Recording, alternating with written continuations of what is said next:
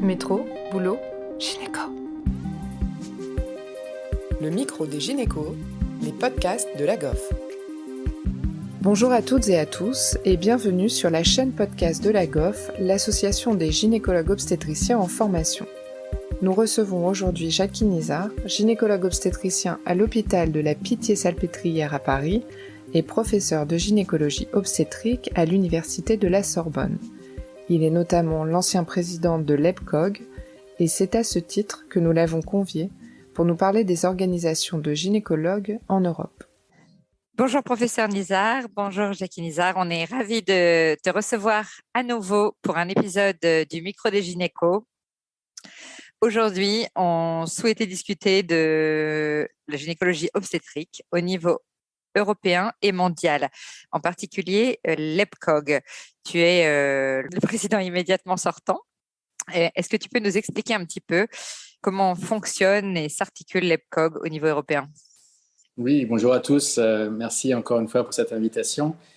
Alors, pour comprendre ce que c'est que l'EPCOG, il faut comprendre ce qu'il y a au-dessus de l'EPCOG. Et au-dessus de l'EPCOG, il y a un truc qui s'appelle l'UEMS. Et comme les Français étaient très actifs il y a très longtemps au niveau européen, ça s'appelle l'UEMS parce que c'est l'Union européenne des médecins spécialistes. En gros, c'est le syndicat des médecins spécialistes en Europe. Et ce syndicat a une action importante parce que c'est lui qui représente les spécialités dans les négociations, dans la détermination de ce qui est surspécialité, dans tout ce que peut faire un syndicat aussi pour défendre éventuellement une spécialité ou un organisme. Donc, l'Union européenne des médecins spécialistes a des sections et chaque section est représentée par un organisme et la section de gynécologie obstétrique est représentée par l'EPCOG. L'EPCOG, c'est le Collège européen de gynécologie obstétrique, European Board and College of Obstetrics and Gynecology. C'est l'entité qui représente donc la spécialité au niveau européen, au niveau syndical, mais après à d'autres niveaux également, parce qu'il n'y a pas d'autres entités qui représentent la totalité de la spécialité. L'EPCOG, c'est 31 membres et 3 observateurs, donc il y a plein de pays. En gros, il y a tous les pays de l'Union européenne. Et puis après, il y a les pays limitrophes parce que l'EPCOG ne se limite pas à l'Union européenne, mais c'est l'Europe au sens large. Par exemple, il y a l'Ukraine, parce qu'il en reste, quoi. L'Ukraine est un membre actif de l'EPCOG et siège toujours dans l'EPCOG, a même des responsabilités. Donc, tu vois que la notion d'Europe va bien au-delà et on peut avoir des observateurs qui sont même des pays pour lesquels sont assez loin de l'Europe, mais siègent là comme observateurs. Quoi comme pays, par exemple ? Mais tu vois, la Serbie, le Monténégro, la Géorgie. Alors, la Géorgie, c'est un peu plus loin, mais de temps en temps, on a des échanges avec eux. Il y a un découpage au niveau des instances de l'ONU, par exemple. Il y a un découpage où tu vas avoir l'Europe de l'Est et l'Asie centrale qui vont être mis ensemble parce qu'il y a une réalité géographique et il y a une réalité économique aussi. Donc, où est-ce que tu passes quand tu découpes l'Europe? Où est-ce que tu passes dans cette région-là? L'Europe a des définitions géographiques, des définitions économiques, des définitions politiques. En tout cas, l'EPCOG se veut ouverte et va souvent calquer le découpage que va faire l'UEMS. Par exemple, il y a certains pays qui sont observateurs, voire presque membres, comme l'Afrique du Nord.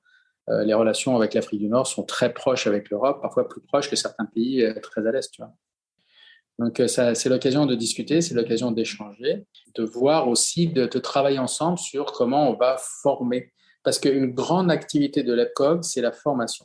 Alors, je veux revenir sur un point important, parce que les internes ne sont pas forcément au courant. Enfin, les internes, peut-être que ces podcasts sont écoutés par beaucoup plus que les internes, mais les internes sont On pas... espère, mais c'est quand même eux les premiers, nos premiers destinataires. Eh bien, écoute, on va peut-être former plus que des internes, mais il faut savoir qu'en Europe, depuis la fondation de l'Union européenne, la santé est la responsabilité des États. C'est-à-dire qu'il n'y a pas de santé européenne. Et ça, on le comprend facilement parce que si on avait mis la santé, par exemple, si on avait mis l'IVG comme critère de construction de l'Europe, on n'aurait jamais construit cette Europe. Donc, on a sorti la santé de l'Europe et on a dit, OK, vous êtes autonome pour votre santé, vous êtes autonome pour votre législation, vous êtes autonome pour les trucs un peu touchy, tu vois, par exemple l'IVG, mais il y a plein d'autres trucs. Hein. Mais, et c'est là où c'est brillant, il y a tellement de choses qui concernent l'Europe que finalement, la santé, elle est un peu coincée et elle est obligée d'avancer. Par exemple, la formation. Il y a des régulations européennes, Il y a les programmes de formation européens avec comment tu encadres. Les universités, ils ne travaillent plus dans leur coin. Ils sont obligés de respecter des normes européennes un peu partout pour les différents diplômes, les différentes universités. Mais il y a encore beaucoup plus que ça. Les normes de sécurité, les normes de construction des bâtiments, les normes de sécurité du médicament sont toutes des normes européennes qui vont quand même, malgré tout, beaucoup influencer sur comment tu soignes en Europe. Et tant mieux. Tant mieux parce que, et on va le voir pour la formation, il y a une inégalité massive en Europe entre le nord, le sud, l'est, l'ouest. Que vous êtes déjà parvenu un petit peu à évaluer? Alors, on l'a évalué et surtout, on l'a fait bien avancer. On l'a fait bien avancer dans les différentes actions de l'EPCOG. Alors, pour simplifier les actions de l'EPCOG, bon, comme toute instance, on a un congrès tous les 2 ans, qui est un endroit différent en Europe, avec une grande activité centrée sur la formation. Donc, c'est un congrès parfait pour des internes, pour venir présenter et pour avoir de la formation et rencontrer beaucoup d'internes, parce que le congrès est toujours adossé à un échange entre internes. Donc ça, tous ceux qui ont participé aux échanges le connaissent. Donc il y a le congrès, l'examen européen de gynécologie obstétrique, qui n'est pas un diplôme, mais qui est un examen européen où tu peux faire valoir que tu as un niveau européen de connaissances et de compétences quand tu vas postuler ou quand tu veux bouger en Europe. Ça, cet examen, il est en 2 parties. Il y a une partie théorique et une partie pratique. La partie théorique se fait devant ton ordinateur chez toi maintenant. Merci Covid. Et la partie pratique, ce sont des écos. Donc, tout le monde connaît les écos parce que c'est un sujet enfin abordé correctement en France. Et encore, on n'a pas mis les budgets, mais on a mis le principe. Mais il y a des écos dans cet examen. Donc ça, on a vu congrès, on a vu examen. Il y a les visites d'accréditation. Donc les visites d'accréditation, c'est voir si un service remplit les critères minimums pour accueillir et former des internes. Donc ça, c'est très intéressant. Alors ça, ces visites d'accréditation ne se font que dans les pays où il n'y a pas encore de système d'accréditation national. Donc, en France, on est presque arrivé au système d'accréditation national. On y travaille. Il y a de plus en plus de visites d'accréditation régionales, mais bien sûr qu'on va passer à ce qu'il y ait des visites d'accréditation partout. Il y a des pays, ça fait 30 ans qu'ils ont des visites d'accréditation nationales, avec des sanctions très sévères s'ils ne remplissent pas les critères d'ailleurs. Comme où, par exemple? Où est-ce que c'est déjà aussi organisé?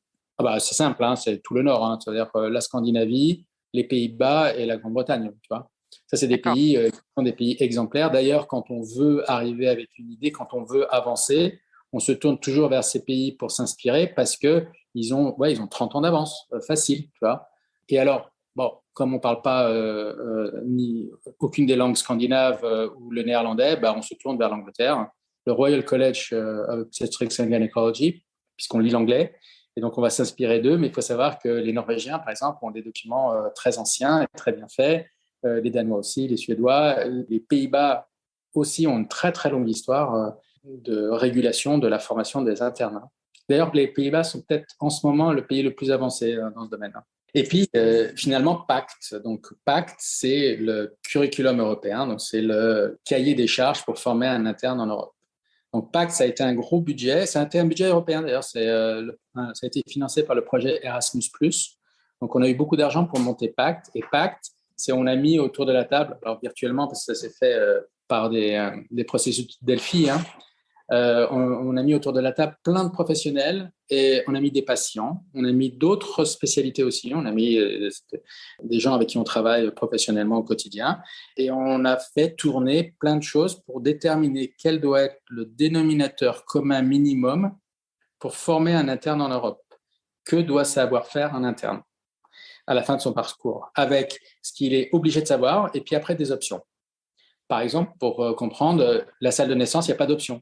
Tu dois être autonome dans ta salle de naissance. Tu dois savoir faire une extraction instrumentale, tu dois savoir faire une césarienne, tu dois savoir analyser un enregistrement cardio-tocographique. Il n'y a pas d'option en salle de naissance. Mais par exemple, l'extraction, est-ce que ça peut être, si on sait utiliser au moins un instrument, oui. Ça compte, c'est ça? Oui, exactement. Il faut que tu saches utiliser au moins un instrument, il faut que tu saches sortir un bébé, avec tel instrument pour lequel tu as le plus l'habitude. Il y a des pays où il n'y a pas de forceps. Et il y a des pays avec une très longue tradition de forceps. La Grande-Bretagne et la France, ce sont des pays avec une très longue tradition de forceps, par exemple. Il y a d'autres pays où c'est que de la ventouse. Si tu as un échec de ventouse, c'est césarienne, par exemple. Ça, c'est très commun. Donc, quand tu écris un dénominateur commun, tu dois laisser un peu de marge, un peu de mou. Et le mou, c'est tu dois savoir utiliser un outil d'extraction instrumentale. C'est pareil pour l'accouchement pour le siège. Il y a des pays où ils n'accouchent pas les sièges. Ils prennent des césariennes. Et donc, on a rajouté, puisqu'il faut bien mettre un peu de connaissance, le siège peut être inopiné, on a rajouté l'entraînement sur simulateur. Tu dois savoir faire un siège sur simulateur, même si on ne te demande pas de savoir le faire en salle de naissance parce qu'il n'y en a pas chez toi, il faut quand même que tu aies été formé. Donc, il y a eu des façons de contourner les inégalités en Europe et d'arriver à un dénominateur commun. Maintenant, ce dénominateur commun, il a un énorme problème. C'est que quand on a montré ce document aux pays qui ont une longue histoire, et encore une fois, c'est les mêmes, c'est le nord de l'Europe, ils ont dit, mais ça c'est ridicule, on va beaucoup, beaucoup plus loin. La France, d'ailleurs, a réagi comme ça. La France a dit, mais ce dénominateur commun, il est ridicule, pourquoi vous faites circuler un document comme ça? Nous, la formation des internes en France, elle va beaucoup plus loin que ça, ce qui est vrai dans la majorité des items. On a une très bonne formation en France, je tiens à le dire ici, parce que je sais que beaucoup de gens qui m'ont écouté sont en formation. La formation en France est très bonne. On en est convaincus. Au niveau pratique, au niveau théorique, elle peut être un peu mieux, mais au niveau pratique, elle est très bonne. Et puis après, il y a eu les pays de l'Est, les nouveaux pays européens qui se sont dit, mais non, mais jamais on n'arrivera à ça. Et donc, ça a été très difficile et ils ne sont pas encore capables de respecter ce curriculum dans beaucoup d'endroits. C'est compliqué quand tu regardes la Bulgarie, la Hongrie, la Roumanie, où les internes ne sont pas ou peu formés, où les formateurs n'ont même pas parfois le niveau pour former les internes à ce curriculum. C'est compliqué. Alors, ça change très, très vite. Mais il faut savoir que quand on a sorti Pacte, ça a fait grincer des dents de partout, en fait, parce qu'on avait l'impression qu'il n'y avait personne au milieu. Il y avait ceux qui disaient c'est inatteignable et ceux qui disaient c'est ridicule, on fait beaucoup plus. Mais c'est intéressant, tu vois, c'est intéressant dans le travail européen que tu vas faire, de te positionner et d'arriver à mener tout le monde à un projet commun. Et alors, c'est arrivé à peu près en même temps qu'on faisait le DES et même si le nouveau DES n'est pas directement inspiré, on voit très bien que c'est contemporain, donc ça se ressemble beaucoup. Et du coup, est-ce que depuis que c'est en place, vous avez déjà réussi à évaluer si ça avait aidé à faire avancer certaines zones en termes de formation? Ça, c'est la partie un peu compliquée parce que la responsabilité de la formation dans certains endroits, elle est très centralisée. C'est le ministère qui va décider et toi, gynécologue obstétricien, même toi, universitaire gynécologue obstétricien, tu n'as pas d'accès à ce ministère qui va te pondre un truc, tu ne sais pas pourquoi, tu ne sais pas d'où ça sort. Et puis, tu as d'autres endroits où c'est très local, où la responsabilité, elle est le coordinateur local de ta région ou de ton hôpital, qui, lui, va avoir l'entière responsabilité de la formation des internes. Et là, lui, va pouvoir librement s'inspirer, tu vois, ça va être beaucoup plus facile. Mais ça revient aussi sur qu'est-ce que c'est qu'être un interne en Europe? Parce qu'on a un modèle en France qui est très original. Indépendamment du fait que c'est l'interne qui choisit son stage et pas le chef de service qui choisit son interne, ça c'est déjà très original. Vous n'avez aucune idée de la puissance, de la force que vous avez à être capable de vous choisir où vous allez être formé. Eh bien, maintenant je commence à avoir une idée, figurez-vous. C'est quand même quelque chose d'exceptionnel. Et puis après, en France, on change tous les 6 mois. Alors, il y a d'autres pays, le Portugal, on change tous les 6 mois aussi, mais dans beaucoup de pays, tu vas passer 1, 2 ou 3 ans dans le même service, où tu vas progresser dans le même service, tu vas avoir de plus en plus de responsabilités, tu vas avoir tes consultations, tu vas switcher de l'obstétrique à la gynécologie, et tu vas progressivement arriver au titre de senior dans le même service. Et donc là, dans ces services-là, les temps d'adaptation sont très longs. Et quand ils viennent voir comment on travaille en France avec des internes qui changent tous les 6 mois, ils disent « Mais comment vous faites? Nous, on met 6 mois à les intégrer dans une équipe. » Non, en France, on a l'habitude. Il faut qu'en 10 jours, ils soient autonomes dans un service et qu'ils aient compris qui appeler, comment faire. Voilà. Tu vois que c'est très culturel. Et c'est important de voir parce que quand on va essayer de niveler, c'est pas pareil quand toi, tu vas changer tous les 6 mois que quand tu vas avoir un interne que tu finis par très bien connaître parce qu'il va passer 200 dans ton service. Donc ça, c'est une énorme différence. C'est sûr. Et du coup, en dehors des projets de formation et en dehors du congrès tous les 2 ans, est-ce que l'EPCOG a d'autres chevaux de bataille? Alors, on a vu le congrès, on a vu l'examen européen, auquel participent beaucoup de gens extra-européens. Et ce sont souvent des gens qui aspirent à venir travailler en Europe. Donc là, ça leur permet de faire valoir qu'ils ont un niveau européen de compétences. C'est un examen qui est très difficile. Il y a des échecs, même les Européens, il y a des échecs à cet examen. Les visites d'accréditation, le pacte, et puis il y a un mariage de bonheur entre l'EPCOG et l'INTOG. L'INTOG, c'est la GOF européenne, qui l'un ne sait pas vivre sans l'autre, et c'est très beau. Les internes sont toujours représentés dans chacune des initiatives. C'est-à-dire que dans les congrès, dans les visites d'accréditation, dans la rédaction du curriculum européen, il y a toujours eu des internes européens et ça a été des internes qui sont issus de l'ANTOG, donc ce réseau européen d'internes en gynécologie obstétrique. La GOF est très proche de l'ANTOG et c'est quand même quelque chose de fantastique. Oui, en effet, pour présenter aux auditeurs qui ne connaissent pas ce système, tous les ans, un pays reçoit pendant quelques jours d'échange 2 internes qui viennent de chaque pays qui fait partie du projet. Et une année sur 2, du coup, l'échange se termine par le congrès de l'EPCOG avec du coup une rencontre un peu junior-senior. Et l'autre année, il y a une journée de plus d'échange entre les internes. En France, nous, on a reçu l'échange en 2018, surtout entre Lille, Paris et Marseille. Et c'est vraiment à chaque fois très intéressant d'échanger avec les autres justement sur nos formations, mais aussi sur les différentes pratiques. Ça fait du bien parfois de remettre en question tout ce qu'on sait et de se dire qu'il y a plein de manières de très bien faire probablement, bien sûr, les choses. Oui, c'est toujours très secouant d'aller voir comment les autres travaillent ailleurs. Hein. Tu n'en as pas parlé, mais la période d'échange, ce n'est pas que dans la journée. Hein. C'est très Exactement. Actif. Très actif aussi le soir. Il y a beaucoup de fêtes et c'est très bien ainsi. Alors, il y a un autre point que je voulais aborder sur la formation, c'est l'âge des internes. Parce qu'en France, c'est très linéaire. C'est-à-dire que tu vas être externe, interne, chef de clinique, tu as fini TPH. 31 ans TPH. Ce n'est pas du tout comme ça dans beaucoup de pays. Il y a beaucoup de pays où on va te demander de faire de la science avant de rentrer en médecine déjà. Tu dois faire une licence, un master avant de rentrer en médecine. Il y a plein de pays où tu vas pouvoir rentrer tard. Il y a plein de pays où tu vas avoir, entre la fin de ton externat et le début de ton internat, tu vas passer plusieurs années à faire des postes indifférenciés avant de choisir tes spécialités. Ce sont des moments aussi où tu vas remplir ton CV pour pouvoir postuler à une spécialité. Et donc, il y a plein de pays où tu vas finir tard ton internat. Bon, le système change parce qu'avec le nouveau DES, c'est 6 ans. Avant, il ne faut pas se leurrer, l'internat, c'était 5+2. On ne le disait pas comme ça, mais on avait une formation de 7 ans. Maintenant, on a une formation de 6 ans, peut-être plus les 2 ans, c'est encore des négociations. Mais ce que je voulais dire ici, c'est qu'il y a plein de pays où tu peux faire ton internat à temps partiel.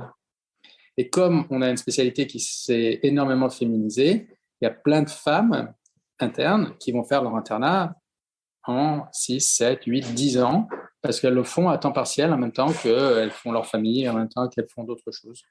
Et c'est statutaire, de la même façon que tu ne peux pas refuser du temps partiel dans plein de métiers. Enfin, il y a des pays où tu ne peux pas refuser le temps partiel pour l'internat aussi. Et un jour, on y arrivera peut-être aussi à faire un internat à temps partiel à mi-temps, et donc tu feras ton internat en 10 ans, c'est pas très grave. Oui, finalement, si ça s'allonge un petit peu, mais que ça se fait dans de meilleures conditions. Exactement. Alors, donc, l'EPCOG, c'est l'entité de la spécialité, on va dire les généralistes de la spécialité, mais il y a 4 surspécialités qui sont reconnues au niveau européen, qui sont reconnues donc par l'UMS. C'est tout ce qui est AMP, et là, c'est l'ESHRE, que vous connaissez peut-être. C'est tout ce qui est oncogynéco, et là, c'est l'ESGO. Tout ce qui est urogynéco, et là, c'est IUGA, EUGA. Et tout ce qui est la médecine materno-fétale, et là, c'est IEPM. Et donc ça, ce sont des entités de surspécialité qui, elles, ont une responsabilité qui va plus loin que la formation, comme on en a parlé, parce qu'ils font aussi de la recherche, ils écrivent des recommandations. Et ça, il y a un lien très, très proche. D'ailleurs, chacune des surspécialités siège au conseil d'administration et à l'assemblée générale de l'EPCOG. Et il y a un lien très, très proche et c'est ce qui permet de garder notre spécialité cohérente également. Et ces surspécialités ont également participé à la rédaction du curriculum de PACT. Donc, il y a 4 surspécialités qui sont reconnues en Europe. Pour l'instant, il n'y en a pas plus et ça reste un débat parce que bien sûr, chacun veut tirer la couverture à soi. Ça arrive dans ce genre d'organisation, mais en tout cas, c'est très bien. Bravo de réussir à articuler les choses de cette manière-là, tous ensemble. C'est aussi ce qui fait la richesse de notre spécialité, d'être finalement quand même pluridisciplinaire en son sein. Et en tout cas, merci beaucoup. Merci pour cet épisode. Pour une fois, on fait un petit peu de culture générale et ça fait du bien aussi de comprendre comment tout fonctionne. Un grand merci. Merci et bravo. Merci à tous de nous avoir écoutés aujourd'hui. Rendez-vous la semaine prochaine pour un nouvel épisode. Vous retrouverez toutes les ressources et références de ce podcast dans la description et surtout, N'hésitez pas à vous abonner à la chaîne, à lui accorder 5 étoiles, voire même à en parler autour de vous. Métro, boulot, gynéco.